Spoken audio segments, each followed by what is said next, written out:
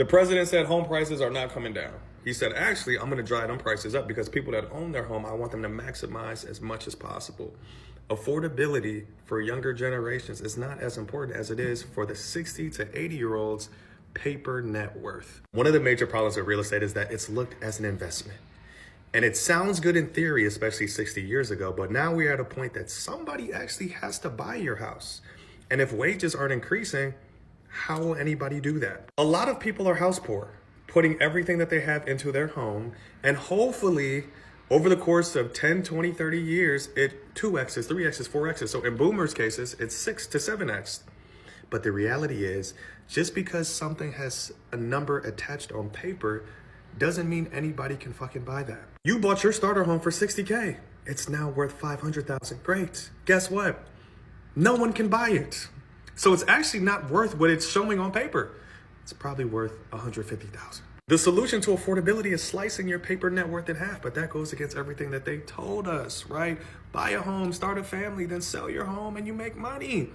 Housing was never supposed to be an investment, especially for the common individual. The marketplace dictates what your house is. If you put your house up for 800,000 and you only get bids for 400,000 and you never get a buyer, it's not worth 800,000 on paper.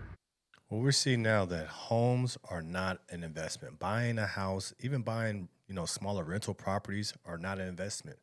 Only people that win when you buy a personal home or smaller rental properties is the bank, realtors, the government because of taxes. It is not a wealth building tool anymore. It was only a wealth building tool for the boomers.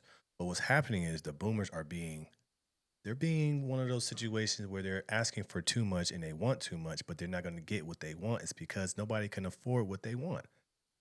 When we're looking at housing, when we're looking at homes, when we're looking at smaller rental properties, it's not worth it. You're better off renting. As a person that owns homes, owns properties, it's really better to just rent because all of the fees, all of the bills, all the things that you have to take care of, it's not worth it.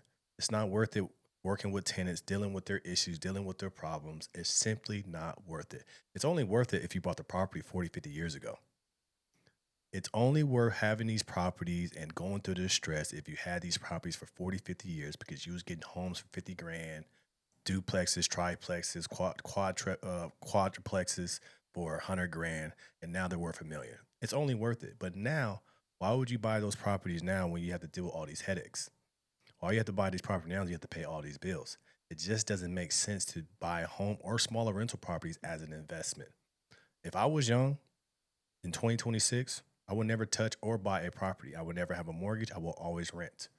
And I will go to an area where I can afford the rent. The reason why people are struggling with the rent is because they live in an area or they want to live in an area that they simply can't afford. So where do you need to go? Go to the areas where your dollar stretches, even though that means going to a different state. Figure it out. But the people who are complaining about the rental prices being too high is just because you can't afford the area.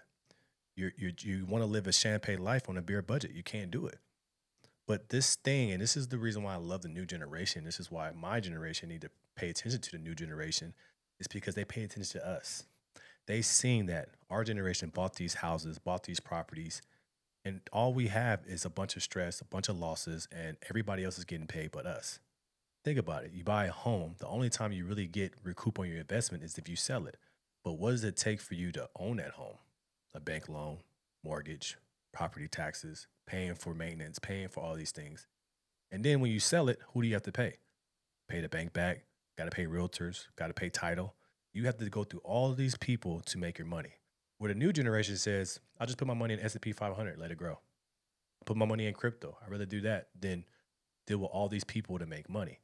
It just doesn't make any sense anymore. It's because, frankly, too many people are in your pockets when it comes to real estate. That's one of the biggest things I understand doing real estate, owning homes and going back and forth and dealing with all this. There's a lot of people in your pockets. So if you know that all these people are going to be in your pockets, why would you do that if you're a younger generation?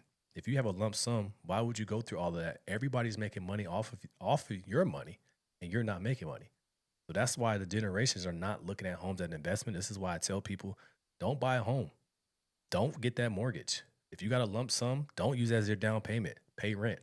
Get a solid place. Live where you can go to where you can live like a king and be smart. Because this tell or this thing that they've been telling people that, like you said, buy a house, build a family, sell it, and then make a lot of money, it's no longer true anymore. And I think that might be one of the biggest scams ever. It's worth whatever somebody's willing to pay for it. The bubble will pop. Who knows when it will?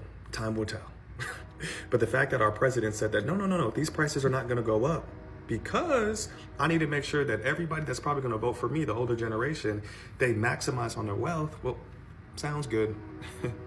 But this bubble will pop. So I spent $45,000 in rent last year, and I'm going to spend $45,000 in rent this year. But I want to explain why I'm doing that as someone who can technically afford to buy a home. For one, I actually don't think it's as good of a deal as it's been sold to us. In 1985, the average price of a home was about 3.5 times your yearly salary. Today, it's about 7 times your yearly salary. Secondly, have you guys heard that adage where rent is the most you'll ever pay and your mortgage is the least you'll ever pay? When you own a home, there's a lot of these phantom costs that people often forget about, such as maintaining your roof or maintaining your HVAC. Or what if you have a tenant and that tenant leaves and now you have a vacant home? For me, as a renter who has all that stuff kind of taken care of, it's just an uninteresting proposition to own a home. And then lastly is the total cost of ownership. Let's say you have a $500,000 loan, even at a favorable interest rate, let's say like 4%, over the entire life of the loan, of a 30-year loan, you're going to pay close to $1 million from a $500,000 purchase price. And of course, this excludes any upgrades that you're going to make to the home over a 30-year period. And then lastly, owning a home is just not a good investment compared to what you have available. What we've seen over the past, let's say 30 years, is investing just into the S&P will produce 1,000 more % in gains than owning a home. Now, if you choose to rent, in order for any of this to make sense, you have to be investing in the stock market, which is what I do. I intentionally keep my rent low so that the extra cash that I generate goes directly into the market. And that's the key. Live in an area that you can afford to where you can live for a cheaper price and invest the rest. What you really want to do is have assets or have things or put your money into the markets that you can make a return where that return pays for your rent. That's how you have to do it. That used to be the case with real estate. Buy real estate, live in a fourplex, live in one, the other 3 people are paying for your mortgage, blah, blah, blah. But what's happening now is, especially in a lot of these blue states, what's happening? They're raising the property taxes. Property taxes going up, sewage prices going up, water prices going up, everything's going up. So that eats at your profits and that eats at your ability to live rent free. So that's the reason why owning investment is not, owning a house as an investment is not the play. The play, to be honest, is what the younger generation is doing. They're putting their money in the markets and they're just getting the honest return and using that to have that pay for their rent. It's genius. I think the older generations like myself, I'm a millennial, which is I'm not like a boomer or anything, but we have to pay attention to the new generation and then start copying their plays because they're the ones that's doing it right. Also, too, what we need to start doing as millennials, especially we have families, we need to start having family compounds. We need to start investing and buying family compounds so when our kids grow up, they don't have to go anywhere with rent. They can live on a family compound. I believe you're going to see more and more of that because you know why? That's what the Latinos did. That's what the Asians did. We need to start looking at them and seeing, man, how are they so successful? They all live on one property. They all share their expenses. They all keep their expenses down by living in the same property. And I believe that's what everybody else is going to start doing. You're going to start seeing land getting bought up more so people can build up compounds so the whole family can live there. Everybody can be comfortable.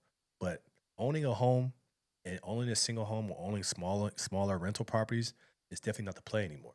It's not the play. It's not worth going through the hassle. It's not because everybody else is making money but you. Let me know your thoughts about this in the comments below. Like, share, and subscribe to the channel. That's always going to keep the thing rock, keep it rolling. Thank you for you guys' support. Make sure you hit the notification bell. Tap into the Patreon. Link is in the description below. Also, too, make sure you check out the No Filter Morning Show Monday through Friday, 10:21 a.m. Pacific Standard Time. I appreciate you guys, and I'm out.